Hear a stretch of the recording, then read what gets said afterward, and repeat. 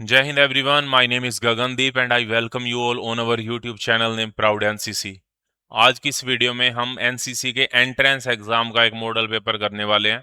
अगर आप एनसीसी में सिलेक्ट होना चाहते हैं तो आपको पता है कि आपका एग्जाम होता है एनसीसी में सिलेक्शन के लिए, और उस एग्जाम में जिस तरह के क्वेश्चन प्रीवियसली पूछे गए हैं या आगे पूछे जाएंगे वही क्वेश्चन जो है हम यहाँ पे डिस्कस करेंगे।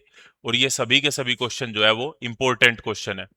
सबसे पहला जो यहाँ पे क्वेश्चन बनेगा हमारा, वो क्वेश्चन ये है कि who wrote the official NCC song. NCC song जो हमारा है उसका नाम है हम सब भारतीय हैं, और ये आधिकारिक एनसीसी गीत है। ये जो है वो किसने लिखा है? आपके ऑप्शन आपको सामने दिखाई दे रहे हैं, आपको इनमें से करेक्ट ऑप्शन को चूज करना है। तो इसका जो करेक्ट आंसर है वो है सुदर्शन फाकिर जी। ऑप्शन ए करेक्ट आंसर है यहाँ पे। रविंद्रनाथ टैगोर जी ने हमारा नेशनल एंथम लिखा है। अगर आपसे पूछा जाए कि नेशनल एंथम यानी कि राष्ट्रीय गान किसने लिखा है, तो वो रविंद्रनाथ टैगोर जी ने लिखा है। लेकिन अगर नेशनल सॉन्ग पूछा जाता है, नेशनल सॉन्ग यानी कि राष्ट्रीय गीत, तो वो बंकिम चंद्र चटर्जी ने लिखा है। नेशनल एंथम यानी कि जनगण मन, और नेशनल सॉन्ग यानी कि हमारा एनसीसी का है हम सब भारतीय, और ये है वंदे मातरम। ठीक है।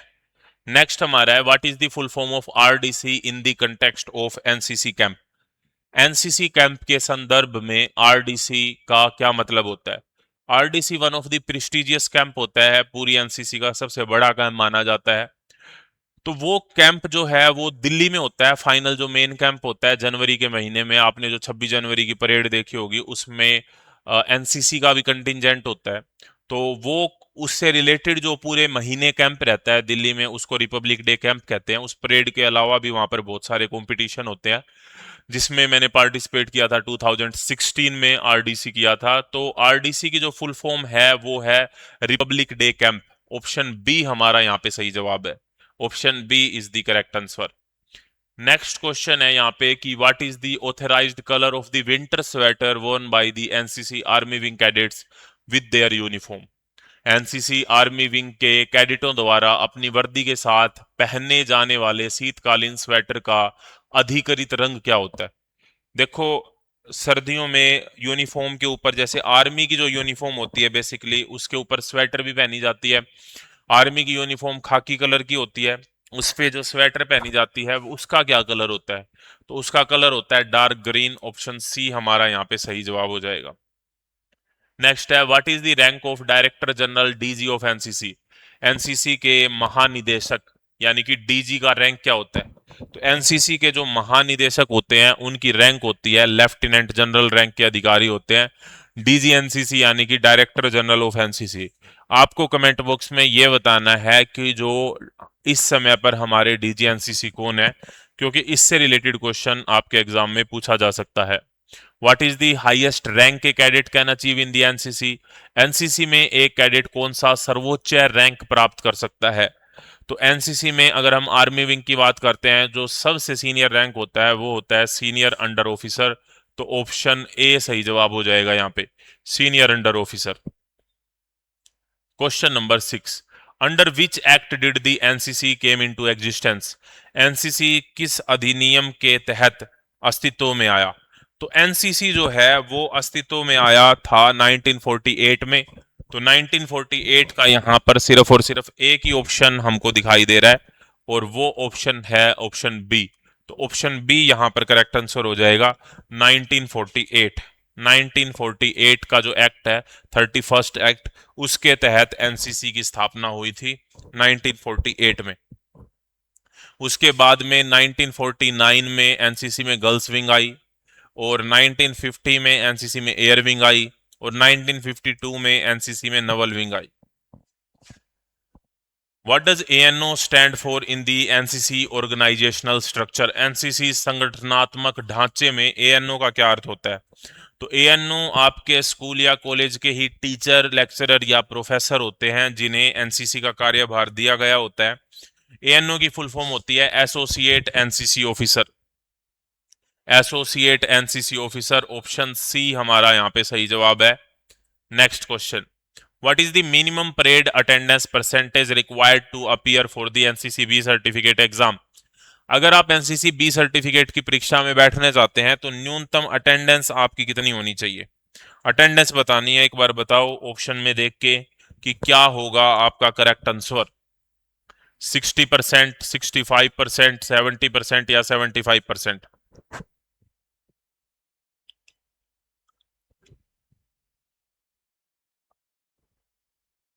तो इसका जो सही जवाब है, आपको साथ साथ कमेंट बॉक्स में भी लिखना है। तो इसका जो सही जवाब है वो है 75%। ऑप्शन डी हमारा जो है वो सही जवाब हो जाएगा। Question number 9, which committee recommended the formation of national cadet corps in India?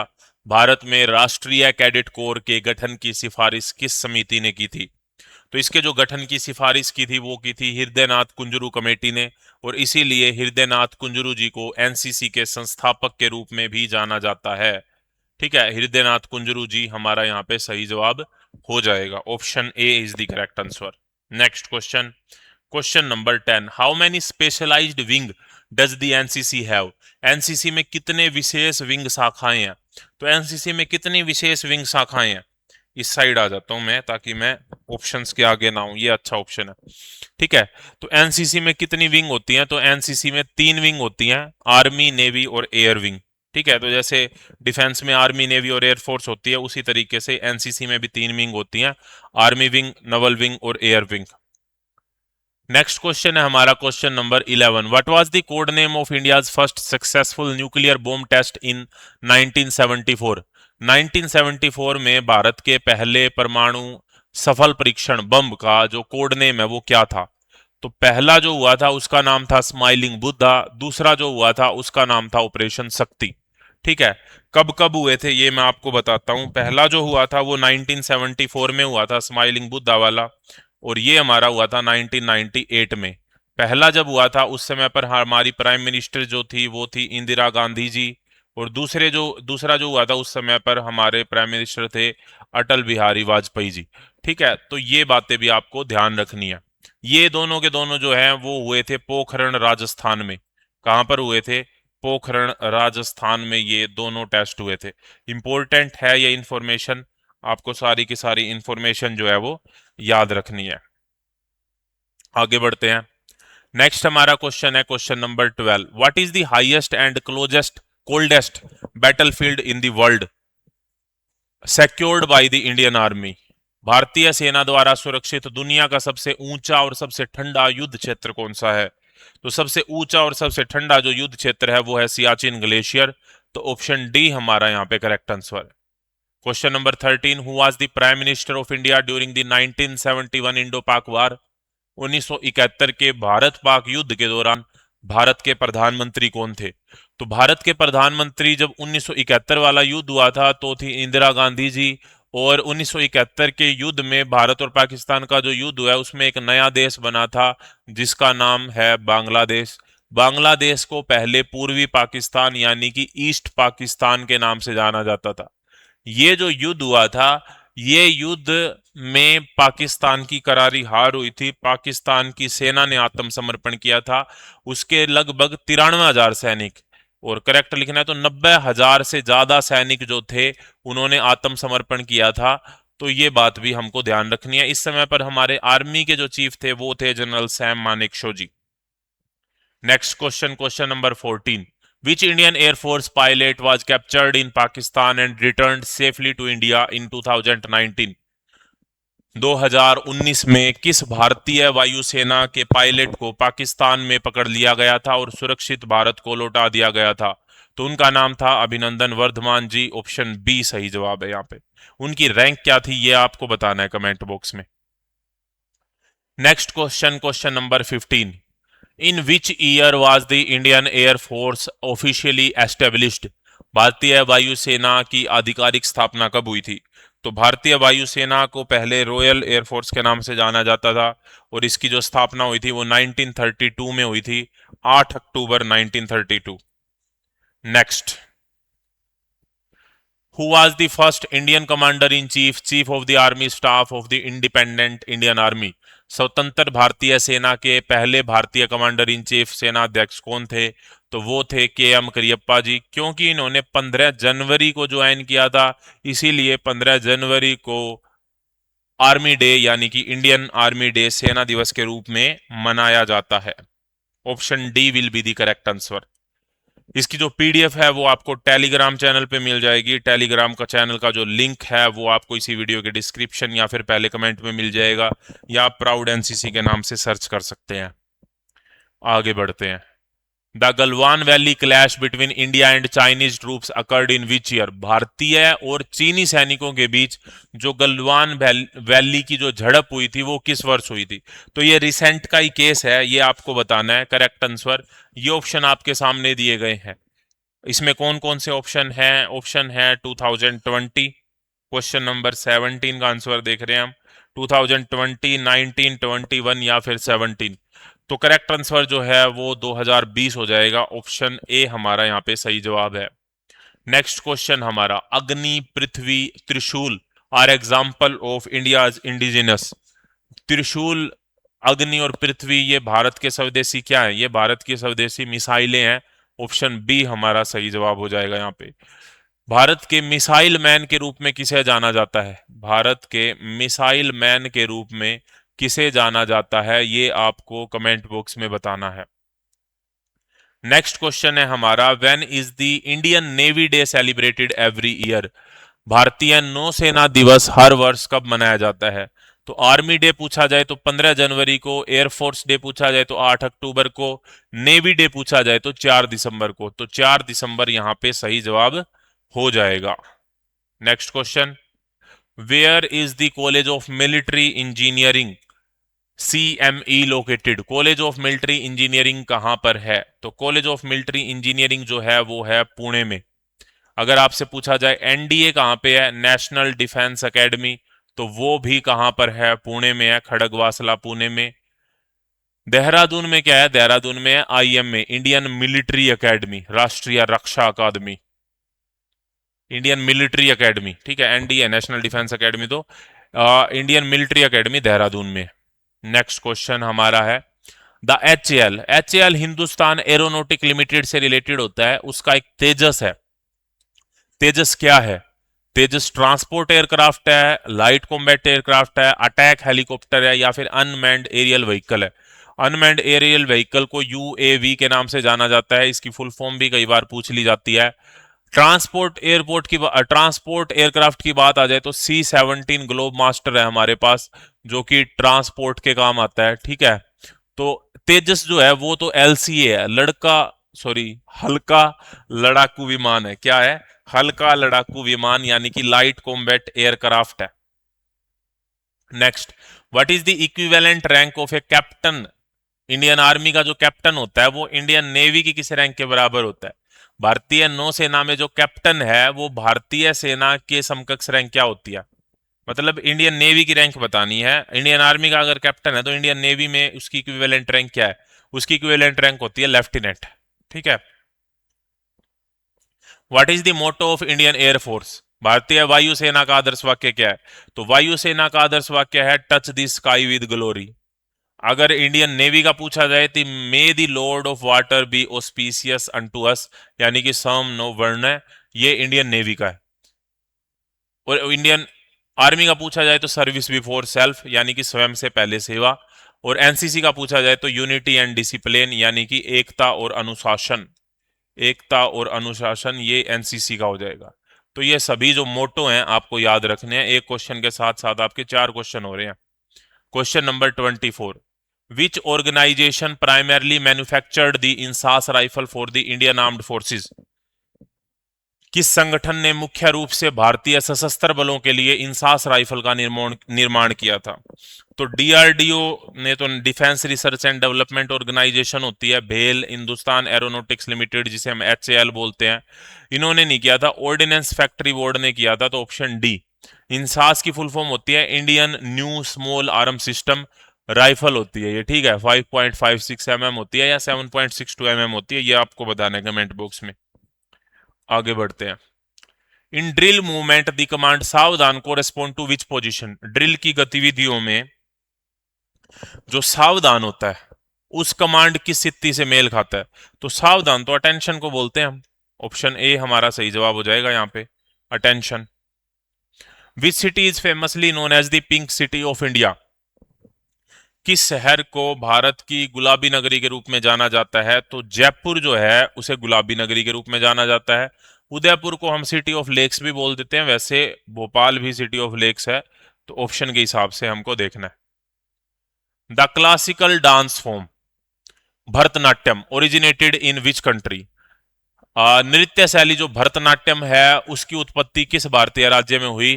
तो वो जहां तक मुझे याद है तमिलनाडु हमारा करेक्ट आंसर हो जाएगा। तो ऑप्शन सी सही जवाब है भरतनाट्यम के लिए। ठीक है, नेक्स्ट हमारा है who was the first Indian origin women to go to space. अंतरिक्ष में जाने वाली भारतीय मूल की पहली महिला वे बनी थी कल्पना चावला जी, जो कि भारत में हरियाणा के करनाल से संबंध रखती हैं। Question number 29, what is the national heritage animal of India. Bharat का राष्ट्रीय विरासत पशु, राष्ट्रीय पशु नहीं पूछा, विरासत पशु पूछा है राष्ट्रीय, तो वो एलिफेंट हो जाएगा यानी कि हाथी। राष्ट्रीय पशु कौन सा है ये आपको बताना है बेटा कमेंट बॉक्स में। नेक्स्ट है question number 30, where is the headquarter of the reserve bank of India situated. भारतीय रिजर्व बैंक यानी कि आरबीआई का मुख्यालय कहां पर है? तो आरबीआई का जो मुख्यालय है वो है मुंबई में। मुंबई को इंडिया की फाइनेंस कैपिटल के रूप में जाना जाता है। यानी कि अगर आपसे कोई पूछे कि भारत की वित्तीय राजधानी कौन सी है, वित्तीय, तो वो है Mumbai. Reserve bank of India की जो स्थापना हुई थी वो 1 अप्रैल 1935 को हुई थी। ठीक है, 1935 को। इसीलिए जो फाइनेंशियल ईयर है, वित्तीय वर्ष जो है वो 1 अप्रैल से स्टार्ट होता है। वित्तीय वर्ष कब से स्टार्ट होता है? 1 अप्रैल से स्टार्ट होता है, ये बात याद रखनी है। Next, the statue of unity the tallest statue in the world is dedicated to which Indian leader. दुनिया की सबसे ऊंची मूर्ति स्टैच्यू ऑफ यूनिटी किस भारतीय नेता को समर्पित है? तो ये है सरदार वल्लभ भाई पटेल जी से रिलेटेड, जिन्हें लौह पुरुष के रूप में जाना जाता है क्योंकि इन्होंने जो रियासतें हैं उनको मिला के इंडिया में उनका मिलन करवाया था। और इन्हें सरदार की उपाधि जो है वो बारदोली की महिलाओं ने दी थी। आपको कमेंट बॉक्स में ये बताना है कि जो स्टैच्यू ऑफ यूनिटी है इसकी हाइट कितनी है। Next question, in which state is the famous sun temple of Konark located. प्रसिद्ध कोणार्क सूर्य मंदिर किस राज्य में स्थित है? तो कोणार्क का जो सूर्य मंदिर है वो है ओडिशा में। ऑप्शन डी सही जवाब है यहाँ पे। Which Indian state is the largest producer of wheat. कौन सा भारतीय राज्य गेहूं का सबसे बड़ा उत्पादक है? तो जनरली जो गेहूं का सबसे बड़ा उत्पादक है वो है उत्तर प्रदेश। कई बार मध्य प्रदेश भी कोशिश करता है व्हीट करने की, लेकिन सामान्य तौर पर अगर हम देखें तो उत्तर प्रदेश हमारा सही जवाब हो जाएगा। Uttar Pradesh is the correct answer. Next question, the eastern coastal plain of India is widely known as. भारत के पूर्वी तटीय मैदान को व्यापक रूप से किस रूप में जाना जाता है? तो देखो, ये नीचे से इंडिया का जो मैप है, यहाँ पे जो श्रीलंका है, तो ये नॉर्थ होता है, ये साउथ होता है, ये ईस्ट होता है, ये वेस्ट होता है। वेस्ट मतलब पश्चिम। ये के एम सी लिख लो यहाँ पे, के एम सी। तो जो ईस्ट वाला है वो सी होता है यानी कि Coromandel. Option B correct answer है। ठीक है, वेस्ट का अगर पश्चिमी पूछा जाए तो कोंकण हो जाएगा। ठीक है, और साउथ का पूछा जाए तो मालाबार हो जाएगा। तो ये तीनों आप याद रख सकते हैं। जिसको ये ट्रिक समझ में नहीं आई है एक बार पॉज कर लो और समझ लो। मैंने सामने लिख दिया, इसको केएमसी से याद करो। डायरेक्शन आपको पता है, केएमसी तो याद रह जाएगा आपको। तो के से हमारा है कोंकण, सी से हमारा है कोरोमंडल और एम से हमारा है Malabar. Which water channel separates the Andaman island from the Nicobar island. तो अंडमान और निकोबार को जो है वो 10 डिग्री चैनल जो है वो सेपरेट करता है। ऑप्शन सी करेक्ट आंसर है यहां पर। Which Indian state share its international border with 3 countries. Nepal, Bhutan और चाइना। कौन सा भारतीय राज्य 3 देशों नेपाल, भूटान और चीन के साथ में अपनी अंतरराष्ट्रीय सीमाएं साझा करता है? तो वो है सिक्किम। ऑप्शन डी सही जवाब है यहाँ पे। What is the name of the major gulf that lies between the southern coast of India and Sri Lanka? भारत के दक्षिण पूर्वी तट और श्रीलंका के बीच, दक्षिण पूर्वी तट और श्रीलंका के बीच में ये जो है, इस प्रमुख खाड़ी का क्या नाम है? तो इसका नाम है gulf of Mannar. Option A सही जवाब हो जाएगा यहाँ पे, gulf of Mannar. Next question पढ़ो इतने आप, क्वेश्चन नंबर 38। क्वेश्चन नंबर 38 पढ़ेंगे सारे और उसका आंसर दो जल्दी से कमेंट बॉक्स में।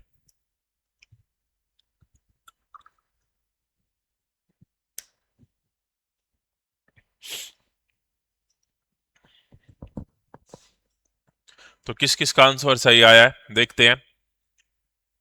द बॉर्डर सिक्योरिटी फोर्स जो कि बीएसएफ है, which guards the border with Pakistan और बांग्लादेश। क्वेश्चन आ सकता है कि पाकिस्तान और बांग्लादेश के साथ में बॉर्डर की रक्षा कौन करता है, तो वो बीएसएफ करती है।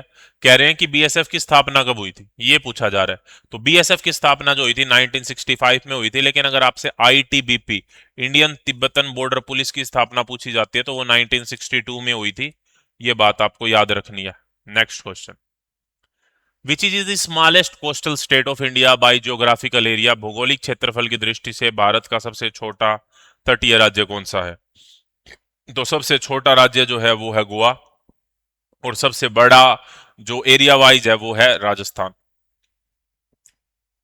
विच neighbouring country of India is known as the land of thunder dragon. भारत के किस पड़ोसी देश को थंडर ड्रैगन की भूमि, लैंड ऑफ थंडर ड्रैगन के रूप में जाना जाता है? तो वो है भूटान। ऑप्शन डी सही जवाब है। भूटान की कैपिटल है थिम्पू। नेपाल की कैपिटल है काठमांडू। ठीक है, नेपाल की करेंसी है नेपाली रुपया। What is the capital of Nepal? तो नेपाल की कैपिटल है काठमांडू। ऑप्शन ए हमारा यहाँ पे सही जवाब हो जाएगा। Next question, the historical Panchsheel agreement, five principle of peaceful coexistence was signed between India and which country. तो ऐतिहासिक जो पंचशील समझौता जो हुआ था वो भारत और किस देश के बीच में हुआ था? तो वो भारत और चाइना के बीच में हुआ था। किस किस के बीच में हुआ था? भारत और चाइना के बीच में हुआ था। और अगर पूछा जाए कि ये कब हुआ था तो 1954 में हुआ था। नेहरू जी थे उस समय पर। Which of the following Indian state does not share A border with Bangladesh. इनमें से कौन सी ऐसी स्टेट है जो कि बांग्लादेश के साथ में बॉर्डर शेयर नहीं करती? बताएंगे सभी कमेंट बॉक्स में कि जो है बांग्लादेश के साथ में बॉर्डर जो है वो शेयर नहीं करती, ऐसी कौन सी स्टेट है? क्वेश्चन नंबर 43 का करेक्ट आंसर बताएंगे सभी कमेंट बॉक्स में। तो देखो, जो मणिपुर जो है वो शेयर नहीं करती। ऑप्शन सी करेक्ट आंसर हो जाएगा यहाँ पे। What is the national language of Bangladesh. Bangladesh की जो है राष्ट्रीय भाषा क्या है? तो वो है बंगाली। ऑप्शन डी हमारा यहाँ पे सही जवाब हो जाएगा। ठीक है, और नेक्स्ट क्वेश्चन है हमारा, who is the x officio chairman of the Rajya Sabha. Rajya Sabha का जो है वो पदेन सभापति कौन होता है? राज्यसभा का पदेन सभापति कौन होता है? इंपॉर्टेंट क्वेश्चन है। तो वो होते हैं वाइस प्रेसिडेंट ऑफ इंडिया, यानी कि भारत के उपराष्ट्रपति। इस समय पर भारत के उपराष्ट्रपति कौन है ये आप लोगों को बताना है कमेंट बॉक्स में। Question number 46, in which year was the right to information act passed in India. भारत में सूचना का अधिकार अधिनियम किस वर्ष पारित हुआ? तो ये पारित हुआ था 2005 में। Option B. जो जो भी क्वेश्चन मैंने क्लास में पूछे हैं और आप सभी अगर उनका करेक्ट आंसर देते हैं तो आपके कमेंट को हार्ट दिया जाएगा, जिसे आप अलग से दिखेंगे पूरे के पूरे कमेंट बॉक्स में। और उससे आपको क्वेश्चन याद भी होंगे, जो मैंने क्वेश्चन पूछे हैं वो क्वेश्चन याद होंगे, और अगर आपके एग्जाम में आते हैं तो डेफिनेटली आपको बेनिफिट होगा उसका। तो आपको कमेंट बॉक्स में इनका आंसर करने में पार्टिसिपेट करना चाहिए, लिखने से चीजें याद हो जाती हैं। और आगे भी जब आप सिलेक्ट हो जाएंगे एनसीसी में, तो जब आपको एनसीसी ए बी या सी सर्टिफिकेट की तैयारी करनी होगी तो आप इसी चैनल से कर सकते हैं। बढ़िया तैयारी करवाई जाएगी। डेफिनेटली मैं कोशिश करूंगा आपके एग्जाम में ए ग्रेड आए, तो उसके लिए आप चैनल को अभी से सब्सक्राइब करके रखें, ताकि जैसे ही कोई नई वीडियो आए तो आपको पता लग जाए। भारतीय संविधान में निहित मौलिक कर्तव्यों की कुल संख्या कितनी है? तो कर्तव्य जो है वो 11 है। कर्तव्य हमने लिए हैं यूएसएसआर से, यानी कि रसिया से। यानी फंडामेंटल ड्यूटीज अगर पूछी जाती है तो यूएसएसआर से लिए हैं। फंडामेंटल राइट अगर पूछे जाते हैं तो वो यूएसए से लिए हैं। मौलिक कर्तव्य की जगह मौलिक अधिकार अगर पूछे जाते हैं तो वो हमने अमेरिका से लिए हैं। और एक होती है DPSP, directive principle of state policy, राज्य के नीति निर्देशक सिद्धांत। वो हमने आयरलैंड से लिए हैं। कहाँ से लिए हैं? आयरलैंड से लिए हैं। तो ये पूछ लिए जाते हैं। 48 who appoints the chief election commissioner of India, Bharat के मुख्य चुनाव आयुक्त की नियुक्ति कौन करता है? तो मेन मेन जो नियुक्ति होती है वो प्रेसिडेंट ऑफ इंडिया के द्वारा की जाती है, तो भारत के राष्ट्रपति, ऑप्शन डी सही जवाब है यहाँ पर। What is the maximum permitted strength of the member in Lok Sabha, Lok Sabha में सदस्यों की अधिकतम अनुमानित संख्या जो है वो कितनी होती है? तो अधिकतम अनुमानित संख्या जो होती है वो होती है 550। पहले 552 होती थी, तो एंग्लो इंडियन वाला केस होता था, एंग्लो इंडियन वाला चीज हटा दिया अब। ठीक है, तो अब 550 रह गए। The concept of directive principle of state policy in the Indian constitution was borrowed from the constitution of which country, भारतीय संविधान में राज्य के नीति निदेशक तत्वों की अवधारणा किस देश के संविधान से ली गई है? तो ये अभी मैंने आपको बताया, आप बताएं एक बार कमेंट बॉक्स में। इतने मैं आपको बात बताता हूँ, देखो आई होप आपको चीजें समझ में आ रही होंगी। और अगर आपको सच में अच्छा लग रहा है पढ़ के, तो आप कमेंट बॉक्स में जरूर बताएं, क्योंकि इससे मैं मोटिवेट होता हूँ। इससे मुझे पता लगता है कि मुझे आगे वीडियोस बनानी चाहिए या नहीं बनानी चाहिए, मुझे क्या इंप्रूवमेंट करनी चाहिए। तो आपका जो भी सजेशन है दिल खोल के कमेंट बॉक्स में बताएं कि आपको वीडियोस कैसी लगती हैं, क्या इंप्रूवमेंट की जा सकती है, और आगे किस तरह की वीडियो बनानी चाहिए आपके लिए, ताकि आप अपने एंट्रेंस एग्जाम में या फिर एनसीसी के एग्जाम में अच्छा परफॉर्म कर पाएं। तो इसका जो करेक्ट आंसर है डीपीएसपी का वो है आयरलैंड, ऑप्शन बी हमारा यहाँ पे सही जवाब है। कमेंट बॉक्स में लिंक दिया होगा टेलीग्राम चैनल का, वहां पे जुड़ जाएं, सारी की सारी पीडीएफ आपको मिल जाएंगी, इसकी पीडीएफ भी आपको वहीं पे मिलेगी। तो आई होप ये वीडियो आपको अच्छी लगी होगी। इस तरह की और वीडियो के लिए जुड़े रहिए प्राउड एनसीसी यूट्यूब चैनल के साथ। नेक्स्ट वीडियो तक जय हिंद, जय Bharat, thank you very much.